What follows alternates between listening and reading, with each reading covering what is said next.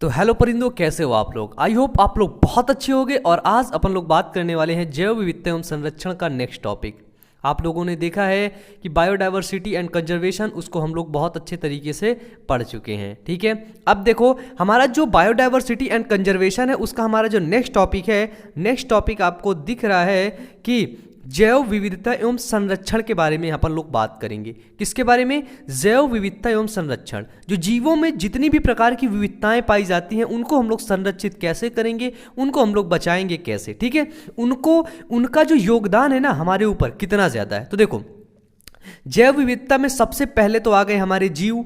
ठीक है, जीव आ गए, इसके बाद आ गए हमारे पादप। ठीक है, आपको पता है कि जीवों का क्या योगदान है हमारे लिए, और पादप पौधे का क्या योगदान है। इसके बाद आ गए हमारे जो कवक हैं, कवक चाचा लोग, उनका भी योगदान है। आपको क्या लगता है जो पौधे होते हैं, पौधे ही हमारे जीवन के लिए अत्यंत उपयोगी हैं?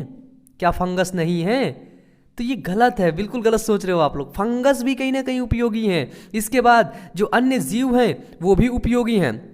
यहाँ तक कि जो जीवाणु होते हैं वो भी हमारे लिए कहीं ना कहीं बहुत ज़्यादा उपयोगी होते हैं। ठीक है, क्लियर है यहाँ तक क्लियर बच्चे? आगे चलें।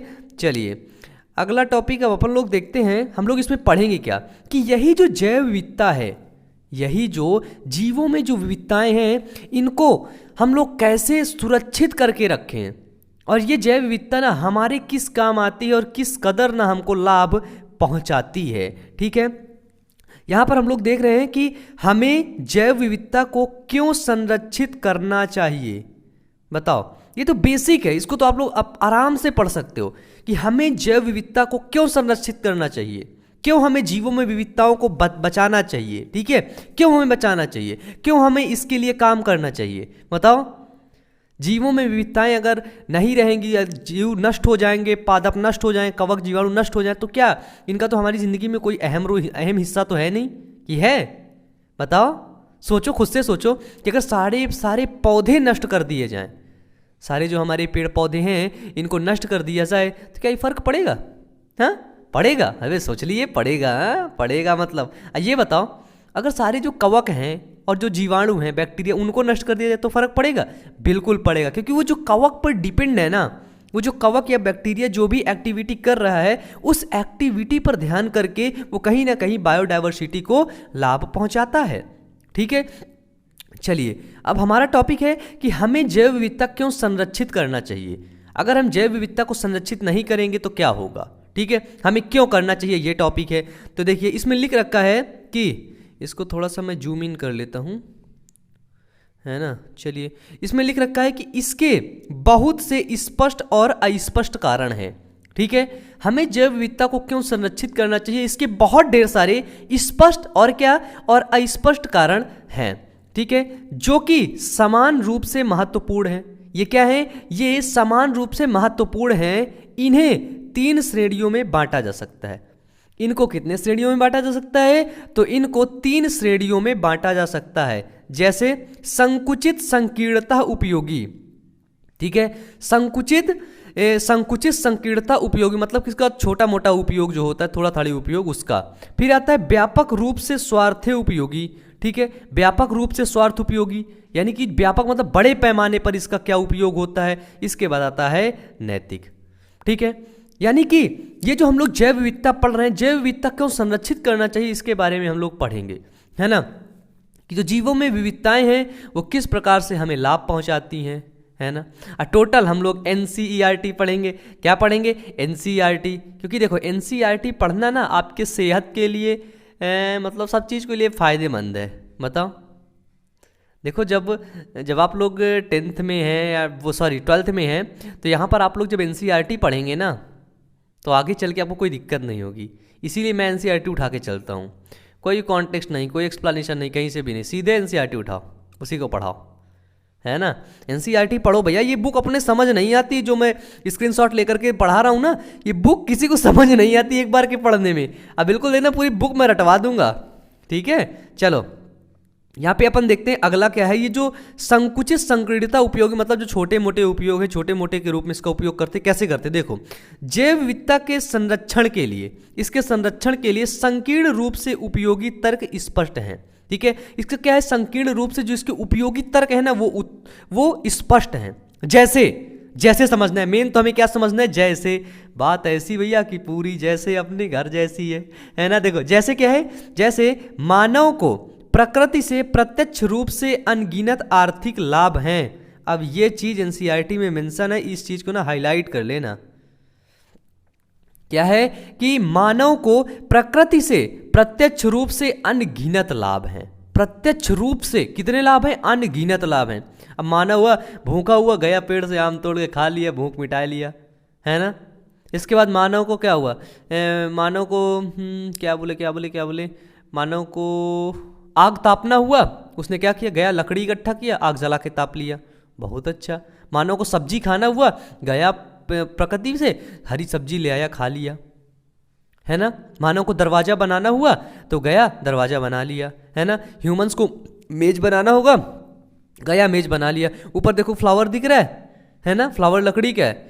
मानव को उसको सजा करके बेचना हुआ, व्यापक रूप में मतलब बेचना हुआ, बिजनेस करना हुआ, तुरंत गया फ्लावर बना लिया। उसके नीचे जो जिसमें रखा हुआ है वो भी लकड़ी का है ना। तो ये सब कहाँ से मिल रहा है, ये भैया लकड़ी है, किधर से मिल रही, कहीं और से मिल रही क्या, ये सब नेचर से मिल रहा है। ये सब हमको कहाँ से मिल रहा है, ये सब हमको प्रकृति से मिल रहा है ना, कहीं और से तो नहीं मिल रहा। फिर पता लगे कि तुम लोग को कहीं और से ही मिल रहा हो। इसके बाद देखो इसमें लिखा है कि जैसे मानव को प्रकृति से प्रत्यक्ष रूप से अनगिनत लाभ हैं, जैसे ही बता रहा है कैसे लाभ हैं, ठीक है। जैसे खाद्य में, खाद्य, ईंधन, रेशा, इमारती सामान, औद्योगिक उत्पाद जैसा कि टेनिन, स्नेहक, ठीक है, रंजक, रेनिन, इत्र आदि का औषधीय उत्पाद, ठीक है। तो मानव को प्रकृति से प्रत्यक्ष रूप से अनगिनत लाभ है। जैसे खाद्य में, है ना, खाना वो प्रकृति से लेता है, अनाज, दालें, फल फूल, मिठाइयाँ कहाँ, फल फूल, है ना, ये सब चीज़ें कहाँ से लेता है, वो प्रकृति से लेता है। इसके बाद वो ईंधन करता है, रेशा लेता है, इमारती सामान लेता है, इमारत बनाने के लिए, है ना, औद्योगिक उत्पाद के लिए लेता है, जैसे टेनिन हो गया, स्नेहक हो गया, लुब्रिकेट हो गया, ठीक है। अब फिर रंजक हो गया, डाई वगैरह अपन लोग लगाते हैं। फिर रेजिन हो गया, इत्र हो गया, सुगंधित इत्र, है ना, परफ्यूम डाल के बढ़िया चल देते ना, राजा की नैया, है ना, राजा की तरह नैया ऐसे कुछ करके, तो राजा की तरह परफ्यूम डाल के चल दिए। इत्र मिला, इत्र कहाँ से मिला तुमको, नेचर से ही मिला ना। सोचो अगर पृथ्वी पे जैव विविधता खत्म हो जाएगी, बायोडाइवर्सिटी खत्म हो जाए, तुम इत्र कहाँ से लगा पाओगे, नहीं लगा पाओगे ना भैया। चलो आगे देखो अगला क्या बोल रहा है इसमें, ये बहुत इंपॉर्टेंट पॉइंट है, ठीक है। अगला बोल रहा है कि विश्व बाजार में बिक रही 25% से अधिक औषधियां पादपों से बनाई जाती हैं। ये पॉइंट याद कर लेना कि पूरे विश्व के बाजार में जो बिक रही 25% से अधिक औषधियां हैं ना, वो पादपों से बनाई जाती हैं, वो पौधों से बनाई जाती हैं। अगर उन पौधों को हानि पहुंच रहेगी, उन पौधों की विविधताएं खत्म होती रहेंगी, उन पौधों की जातियां खत्म होती रहेंगी, तो आप जो दवाइयां बना रहे हैं, जो मेडिसिन बना रहे हैं, किधर से बनाएंगे, कहाँ से लाएंगे, बताइए आप मेरे को, बताइए। इसलिए बायोडाइवर्सिटी को हमें संरक्षित करना चाहिए। अगर हम आज इसकी बायोडाइवर्सिटी को संरक्षित नहीं किए तो आगे चल के क्या होगा, हमें भारी भरकम नुकसान होगा। जैसे जो हमारा पेट्रोल है ना, ईंधन है, कोयला, इसको संरक्षित करना चाहिए। अगर इसे संरक्षित नहीं करेंगे तो आगे चल के क्या होगा, हमारा बहुत नुकसान होगा, बड़ा भारी नुकसान हो जाएगा, है ना। देखो इसमें क्या लिख रखा है, अगला पॉइंट है, देखो 25,000 से अधिक पादप, ठीक है। देखना क्या मेंशन है, ये एनसीईआरटी है, आंकड़े याद करना पड़ेगा, ठीक है। 25,000 से अधिक पादप जातियां विश्व के लोगों द्वारा पारस्परिक, ठीक है, सॉरी, विश्व के लोगों द्वारा पारंपरिक दवाइयां बनाने के उपयोग में हो रही हैं। कितनी पादप की जातियां, 25,000 से अधिक पादप की जातियां विश्व भर में जो पारंपरिक दवाइयां के बनाने में उपयोग की जा रही हैं। यह किसी को ज्ञात नहीं है कि कितने और नए औषधि महत्व के पादपों की उष्णकटिबंधीय वर्षावन में खोज होना शेष है। जब हमने बताया था ना, रॉबर्ट मे नामक वैज्ञानिक थे, उन्होंने बताया था कि लगभग अभी उष्णकटिबंधीय वन में ना बहुत ढेर सारे ऐसे पौधे, बहुत पौधे ऐसे जिनके बारे में आज तक खोजा नहीं गया है, तो वो क्या है, वो शेष है। तो इसमें लिख रखा है कि यह किसी को ज्ञात नहीं है कि कितने और नए औषधि पौधे, ठीक है, जो कि महत्व पौधे हैं, ठीक है, उनका बहुत ज़्यादा महत्व है, और नए औषधि महत्व के पादपों की उष्णकटिबंधीय वर्षावनों की खोज होना शेष है ना। यानी कि उनकी जो खोज है ना, उनकी जो डिस्कवरी वो खोज होना क्या है, अभी वो खोज होना शेष है। ठीक है, नीचे देखो, जैव संभावना के समृद्ध, ठीक है, क्या है, जैव संभावना से समृद्ध राष्ट्र इसका और अधिक लाभ उठा सकते हैं। जो जहां पर ज्यादा बायोडायवर्सिटी है वो राष्ट्र क्या कर सकते हैं, इसका अधिक लाभ उठा सकते हैं। इसका अधिक लाभ उठा करके इसको बहुत ज़्यादा अपने काम में ले सकते हैं, अपने फेवर में ले सकते हैं। भाई जैसे वो करेंगे वैसा चलेगा, है ना। अब जैसे हमारे इंडिया है, इंडिया में देखो चावल की कितनी वैरायटियाँ पाई जाती हैं, आम का जो पौधा होता है आम की कितनी वैरायटियाँ पाई जाती हैं, बहुत वैरायटियाँ पाई जाती हैं। अगर इसको सही से लाभ किया जाए तो हम लोग बहुत आगे तक जा सकते हैं ना। कोई दूसरा आकर के अपने इंडिया पे आकर के पेटेंट तो मतलब कि ना करवा पाए। इसको तो आप लोग पढ़े हैं, बायोटेक्नोलॉजी में पढ़ाया था ना, सब कुछ पढ़ाया, याद रखना सारी चीज़ें। ठीक है, यहाँ पे देखो, अधिक लाभ उठा सकते हैं यदि अधिक से अधिक संसाधनों का, यदि जो अधिक से अधिक जो संसाधन है हमारे, है ना, ज़्यादा से ज़्यादा संसाधन हो गए, यदि अधिक से अधिक संसाधनों का जैवी अन्वेषण क्या होता है, आर्थिक महत्व के उत्पादों, आणविक, आनुवांशिक तथा जाति स्तर पर किया जाए। यहाँ पे दिख नहीं रहा होगा आपको, हाँ, जैवी अन्वेषण यानी कि उनका जो महत्व है ना, आर्थिक महत्व के उत्पादों, आणविक, आनुवांशिक और जाति स्तर पर किया जाए। ठीक है, यदि इनका अधिक से अधिक संसाधनों का जैवी अन्वेषण किया जाए तो किसी राष्ट्र को समृद्ध बनाने में जैव विविधता बहुत ज़्यादा महत्व करेगी। ये पूरा पॉइंट को पढ़ो, पूरा समझ आ जाएगा। ठीक है, पढ़ दूं। जैव संभावना से समृद्ध राष्ट्र इसका और अधिक लाभ उठा सकते हैं यदि अधिक से अधिक साधनों का जैवी अन्वेषण आर्थिक महत्व के उत्पादों, आणविक, आनुवांशिक तथा जाति स्तर पर किया जाए तो, है ना, बहुत ज़्यादा लाभ उठा सकते हैं। इसके 3 पॉइंट थे। अब आता है हमारा सेकेंड पॉइंट। दूसरा पॉइंट क्या है ना, बहुत इंपॉर्टेंट। दूसरा पॉइंट है कि व्यापक रूप से उपयोगी, ठीक है, कि व्यापक रूप से उपयोग संबंधी तर्क कहलाता है। व्यापक रूप मतलब इसका जो उपयोग हो रहा है ना वो बड़े पैमाने पर हो रहा है। व्यापक रूप से इसका क्या हो रहा है, उपयोग हो रहा है। तो देखो, व्यापक रूप से उत्पन्न, क्लियर है सब, दिख रहा हूँ ना, कोई दिक्कत? ये देखो ठंडा लग रहा है मेरे को, ठंडा मतलब ठंडी है ना, तो इसलिए मैंने इसको कर लिया। पहली बार इसको क्यों देखता हूँ है ना, बाकी लेक्चर में नहीं है, सामने उस तरह नहीं है कि पूरा बोर्ड पे आकर के पढ़ो, ऐसे नहीं पढ़ा, इधर ही। ठीक है, कोई दिक्कत नहीं यार, तुम लोग पढ़ो, है ना, पढ़ाई पे फोकस करो, और तो कुछ करना नहीं है अपन लोगों को, पढ़ लिख के आगे निकलना है ना। और तो आपको पता है कि बिना पढ़े कुछ हासिल होने वाला नहीं है। अगर हासिल होता ना तो आज जो बिना पढ़े लोग हैं ना वो बहुत आगे होते। एक जो मजदूर है ना वो बहुत आगे होता, क्योंकि वो बहुत कम पढ़ा होता है ना। तो इसलिए इस बात को जितनी जल्दी आप लोग समझ जाओगे ना उतना अच्छा है, कि बिना पढ़े बच्चे ज़िंदगी में कुछ भी मिलने वाला नहीं, कुछ भी, तुम्हें कोई खाना तक नहीं देगा। सच बोल रहा हूँ, तुमको भी बुरा लग रहा होगा ना, तुमको लग रहा होगा यार भैया इतना गलत बोल देते। गलत नहीं बोल रहा हूँ बच्चे, ये रियलिटी बता रहा हूँ मैं आपको, ठीक है, क्योंकि मैंने उन सब चीज़ों को ना फेस कर लिया है, मैंने उन चीज़ों को देखा है, तभी मैं आपको बता रहा हूँ। ऐसे नहीं आकर के मैं आपको कुछ भी बोले जा रहा हूँ, आप सुनते जाओ। कुछ नहीं बच्चे, ज़िंदगी के एक एक मोड़ पर ना बहुत कुछ सीखने को मिलता है, और अपन हर मोड़ से गुजरा है, हर तरीके का ना जीवन जिया हूँ। चलिए ठीक है, वो बाद में बताएंगे अपन लोग, ठीक है। चलो यहाँ पे देखते, फोकस करते पढ़ाई पे, कि व्यापक रूप से उपयोग संबंध तर्क कहलाता है। ठीक है, जो व्यापक रूप से जिसका उपयोग करते हैं, बड़े पैमाने में उसका उपयोग करते हैं, वो क्या कहलाता है, वो तर्क कहलाता है। इसके बाद देखो, कहलाता है नहीं, कहते हैं, ठीक है। देखो, व्यापक रूप से उपयोग संबंधी तर्क कहता है, तर्क क्या कहता है कि व्यापक रूप से जो उपयोग संबंधी जो तर्क है वो कहता है कि प्रकृति द्वारा प्रदान की गई जैव विविधता की अनेक पारितंत्र की सेवाओं में प्रमुख भूमिका है, कि जो प्रकृति द्वारा जो हमें जैव विविधताएं प्राप्त हुई हैं उनका पारितंत्र की कई सेवाओं में ना बहुत ज़्यादा महत्वपूर्ण योगदान है, बहुत ज़्यादा उनका व्याख्या है, ठीक है, बहुत ज़्यादा उनकी भूमिका है। अब देखो क्या कह रहा है, तीव्र गति से नष्ट हो रहा, याद कर लेना, तीव्र गति से नष्ट हो रहा। हमने बोला था पृथ्वी का फेफड़ा कौन है, अमेजॉन है। तो देखो, तीव्र गति से नष्ट हो रहा अमेजॉन वन पृथ्वी के वायुमंडल को लगभग 20% ऑक्सीजन प्रकाश संश्लेषण द्वारा प्रदान करता है। ठीक है, तीव्र गति से नष्ट हो रहा है अमेजॉन वन। अमेजॉन जंगल को जो देखो वही काटता फिर रहा है, कटिंग के लिए सब बैठेंगे, हम इसको काटेंगे उसको काटेंगे, है ना, सब लोग काटते फिर रहे हैं। काटने के लिए जंगल तैयार बैठे हो चाचा, बस पता चल जाए काटना शुरू, कटिंग चालू है। यहाँ पे लिख रखा है, मेंशन कर रखा है कि 20% ऑक्सीजन प्रकाश संश्लेषण द्वारा प्रदान करता है अमेजॉन वन। अगर अमेजॉन वन को काट डालोगे तो ऑक्सीजन कहाँ से लाओगे? आगे देखो, ये प्रकृति सेवा है कि नहीं? प्रकृति सेवा कर रही है आप लोगों की, कर रही ना। अगर ऑक्सीजन ना दे तो लोग कैसे जिंदा रहेंगे?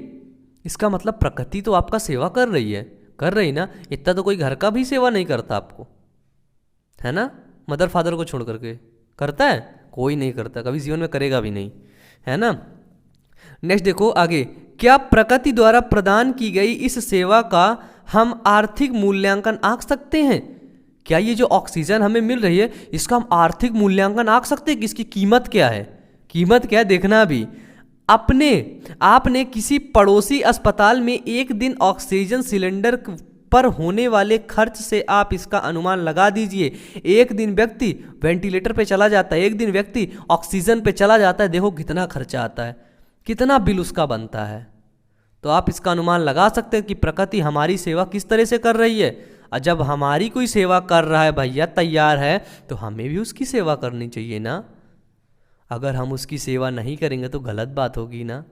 वो कब तक हमारी सेवा करेगा, है ना।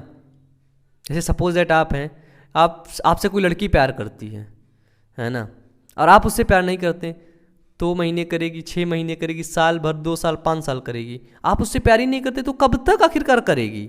एक टाइम होगा वो भी शादी करके निकल जाएगी, है ना। इसी तरह क्या है, इसी तरह जंगल का भी खेल है। अगर भैया बार बार वो तुमको ऑक्सीजन दे रहा है, अगर तुम बार बार कटिंग कर रहे हो, जब देखो जब काटते फिर रहे हो, कब तक वो तुम्हें काटेगी? कब तक वो तुम्हें झेलेगी? छोड़ छाड़ के आगे निकल जाएगी, है ना। जब पेड़ हट जाएंगे तो सोचो कितना ज़्यादा नुकसान। हमें पता है 1-2 पेड़ कटेंगे तो कोई फर्क नहीं पड़ेगा, लेकिन अगर बहुत ढेर सारे पेड़ कट गए तो बताओ, धूप बहुत तेज होगी, छाया के लिए क्या करेंगे, वर्षा कम होगी, बारिश कम होगी, बहुत ज़्यादा नुकसान होंगे हमारे। तो अपन लोग खुद का तो नुकसान हुआ, दूसरे का थोड़ी ना हुआ कि दूसरे का हो गया, नहीं हुआ ना। चलो अब देखो, अब आप लोग सिलेंडर का ऑक्सीजन का ना पता लगा सकते हैं, उसी से आप अंदाजा लगा सकते हैं कितना ज़्यादा ये इंपॉर्टेंट है। ठीक है, देखो ये है नीचे कि परागण, जो परागण की क्रिया होती है, पॉलिनेशन की क्रिया होती है। आपने परागण की क्रिया को देखा है? कीट पतंग आते हैं, भौरे आते हैं, भृंग आता है, आते हैं पेड़ पे बैठते हैं, चू चू करते हैं, उधर देखो पेड़ है, चू चू किए, फिर दूसरे पेड़ में गए, फिर चू चू किए, इधर से उधर परागण की क्रिया कर दिए। अगर जैव विविधता बायोडाइवर्सिटी के समय ये पौधे आप नष्ट कर दिए, ये पौधे विलुप्त हो गए, सॉरी ये जीव कीट पतंग विलुप्त हो गए, तो भैया परागण कौन कराएगा? तुम्हारा चाचा के कराएगा? बताओ, तुम्हारा चाचा के करा देगा परागण? नहीं कराएगा ना। तो फिर परागण की क्रिया कैसे होगी? वैज्ञानिक विधि द्वारा परागण क्रिया होगी। और सोचो वैज्ञानिक विधि द्वारा परागण की क्रिया होने में कितना खर्चा आएगा। एक कीट जाता है थोड़ा सा, है ना, मकरकंद के लिए सूंड घुसेरता है, परागण की पॉलिनेशन की क्रिया फिर दूसरे करके कैसे करके हो जाता है। अगर उसी चीज को वैज्ञानिक करेंगे, साइंटिस्ट करेंगे, सोचो कितना खर्चा आ जाएगा और कितनी जैव विविधता हम लोग उसमें ले लेते हैं, है ना। तो देखो इसमें लिख रखा है परागण में, जिसके बिना पौधे फल तथा बीज नहीं दे सकते हैं। परागण की क्रिया के बिना ना पौधे फल तथा बीज नहीं दे सकते। पौधे क्या कर सकते? पौधे फल तथा बीज नहीं दे सकते हैं। पारितंत्र की दूसरी ऐसी सेवा है जो परागकारियों जैसे, पारितंत्र की ये दूसरी ऐसी सेवा, पारितंत्र की पहली सेवा क्या? हमें ऑक्सीजन देता है, अमेजॉन का जंगल। इसके बाद दूसरी सेवा परागण, ठीक है, परागकारियों जैसे मधुमक्खियों, गुंज, मच्छिका, पक्षी तथा चमगादड़ द्वारा की जाती है। ठीक है, इसके बाद देखो प्राकृतिक परागणकारियों की अनुपस्थिति में परागण को पूरा करने की लागत कितनी होगी, है ना। अगर ये जो प्राकृतिक परागणकारी हैं, अगर ये ना हो तो इनकी परागण की क्रिया कराने में इनकी लागत क्या होगी, तुम खुद अनुमान लगा सकते हो। ठीक है, अब देखो इसमें हम प्रकृति से अन्य अप्रत्यक्ष सौंदर्यात्मक लाभ उठाते हैं। हम क्या करते हैं? हम प्रकृति से इतना तो लेते हैं, ऑक्सीजन लेते हैं, परागण करवाते हैं, इसके बाद भी हम अन्य सौंदर्य लाभ उठाते हैं। जैसे वनों में घूमते समय, है ना, हमको हरियाली पसंद है, वनों में जंगलों में घूमना पसंद है ना। वन में घूमते, अरे वाह कितना अच्छा लग रहा है, हरा भरा पौधा इधर उधर दिख रहा है, कितना अच्छा लग रहा है मेरे को, अगर वही जो हरे भरे पौधे हैं उनको आर्टिफिशियल प्लांट कर दिया जाएगा तो क्या अच्छा लगेगा? बिल्कुल नहीं अच्छा लगेगा। तो ये हमको सौंदर्यात्मक रूप से हमको लाभ दिखाते हैं, ठीक है। तो यहाँ पर क्या बोल रहा है कि वनों में घूमते समय, वनों में घूमते समय हमको किस तरह से लाभ देते हैं। फिर बसंत ऋतु में पूरी खिले हुए फूलों को निहारते समय, ठीक है। बसंत ऋतु में जब आप जाते हैं तो क्या होता है, वहाँ पे फूल खिले होते हैं। जब फूल खिलते हैं आप लोग देखते हैं तो वाह क्या अच्छा लग रहा है ना। ये हमको प्राकृतिक सौंदर्य मिल रहा है हमको, ठीक है, निहारते समय। या प्रातः बुलबुल का गीत का आनंद लेते हुए, सुबह सुबह उठे ऐसे सो के या उधर बुलबुल उधर गाना गा रही, ऐसे कर गाना गा रही बुलबुल, है ना। अब बुलबुल वह गाना गा रहा है तो लोग सुन रहे, वाह बुलबुल गाना गा रहा है, बुलबुल गाना गा रहा है ना। तो ये हुआ बुलबुल का गाना सुनते हो। सोचो प्रकृति हमको क्या क्या करती है। आप लोग सोचो प्रकृति हमारे लिए क्या क्या की है। ये बताओ अपन लोगों ने प्रकृति के लिए क्या किया है? एक पेड़ तक नहीं लगाया है ना।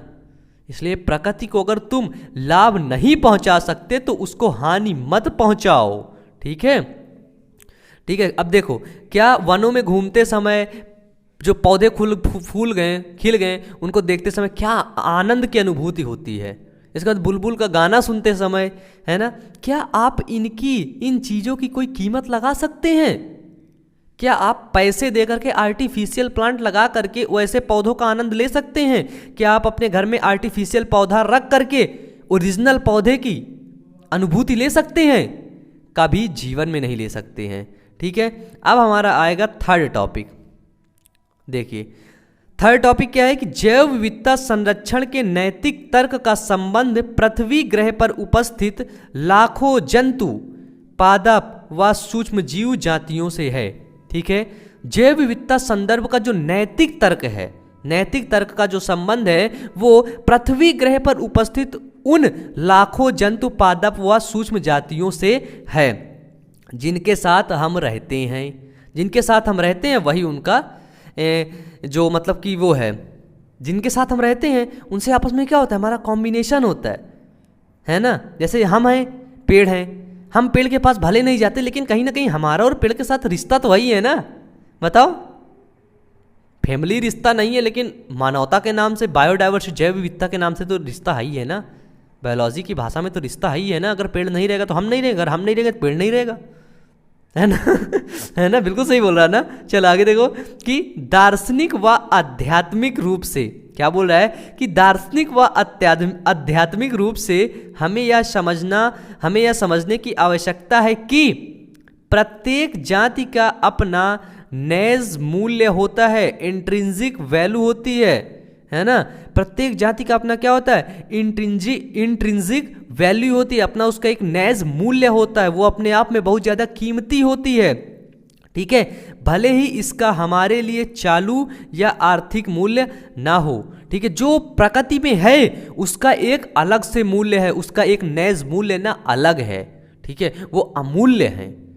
कोई भी एक छोटा सा कीट है ना तो वो अमूल्य है। मच्छर चाचा लोग हैं ना वो अमूल्य है ना, क्योंकि कहीं ना कहीं उनका कुछ ना कुछ काम है, कुछ ना कुछ उनका काम है अर्थ पर, है ना, तभी वो बायोडाइवर्सिटी में भाग ले रहे हैं। उनकी इतनी ढेर सारी विविधताएं हैं, है ना।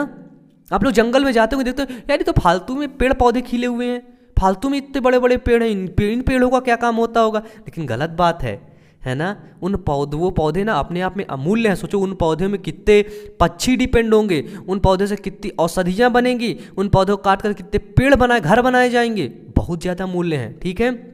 भले ही वो हमारे लिए लाभकारी हो ना हो लेकिन वो दूसरे के लिए लाभकारी हैं। अगर कोई छोटा सा पौधा है हमारे लिए लाभकारी नहीं है तो किसी न किसी दूसरे के लिए वो लाभकारी है, कोई ना कोई उस पर डिपेंड है, ठीक है। आगे देखो कि हमारी नैतिक जिम्मेदारी बनती है। हमारी नैतिक जिम्मेदारी क्या बनती है कि हमारी नैतिक जिम्मेदारी बनती है कि हम उनकी देख रेख करें। हम अपने प्रकृति की, अपने आसपास के जो पेड़ पौधे हैं, जीव जंतु हैं, उनकी क्या करें, उनकी हम देख रेख करें और इस जैविक धरोहर को आने वाली पीढ़ी के लिए अच्छी हालत में रखें। ये जो जैविक धरोहर है इसको आने वाली पीढ़ी के लिए हम लोग संभाल कर रखें, इसको अच्छी हालत में रखें। तो आज अपन लोगों ने पढ़ लिया है जैव विविधता एवं संरक्षण, ठीक है। ये है हमारा भाग 5, 6 है, ठीक है। अब देखो, अब हम लोग पढ़ेंगे भाग 7 में। भाग 7 का टॉपिक है हमारा जैव विविधता को हम कैसे संरक्षित करें। इसको आप लोग पढ़ सकते हैं, अगर आप नहीं पढ़ेंगे तो भी वीडियो मिलेगा, वीडियो आपकी चैनल की प्लेलिस्ट पर मिल जाएगा। और जो हमारा सेकंड चैनल है उस चैनल का नाम है बायो अमन मोटिवेशन, ठीक है। तो आप लोग उस चैनल पर जाकर के मोटिवेशनल वीडियोस को जरूर देखना, बायो अमन को जरूर से जरूर सपोर्ट करना। और बच्चे मैं आपको एक बात बता दूं, आज मैं स्लाइड लेकर के आया हूं, देखो इसमें क्या है, कोरोना वायरस है और डॉक्टर्स हैं, डॉक्टर्स की टीम है, पुलिस वाले हैं, ठीक है, और भी देखिए फायर ब्रिगेड के लोग हैं और भी कई लोग हैं, ठीक है। इस इमेज से आप लोग ये समझ जाइए सर कि जो कोरोना है ना बहुत तेज़ी से फैल रहा है और सेफ्टी ना बहुत ज़्यादा ज़रूरी है। तो इसलिए आप लोग घर पे रहें, कोरोना की वैक्सीन लगवा लें, सैनिटाइज़र का प्रयोग करें, बाहर निकलते हैं तो मास्क का जरूर से ज़रूर प्रयोग करें। स्वस्थ रहें, सुरक्षित रहें। बायो अमन आपके साथ है। यदि आप घर में बैठे बोर हो गए, बायो अमन से बात करना चाहते हैं तो जाहिर सी बात है आप लोग जाइए इंस्टाग्राम पर, वहाँ पर आप मुझे मैसेज करिए, वहाँ पर मेरा नंबर भी दे रखा है, वहाँ पर आप मुझे कॉल भी कर सकते हैं, ठीक है। तो चलिए आज का वीडियो फाइनली यहीं पर ख़त्म होता है, फिर हम लोग इसके अगले पार्ट में चैप्टर पूरा खत्म हो जाएगा, यानी कि यहीं से चैप्टर लगभग में खत्म है। अगर आप चाहेंगे तो मैं अगला पार्ट बना दूंगा, ठीक है। नहीं तो अगले पार्ट के लिए कमेंट करना होगा और लाइक तो भर के करना होगा, ठीक है। तो चलिए पढ़ते रहिए, मेहनत करते रहिए। Wish you all the best. बहुत बहुत बहुत थैंक यू।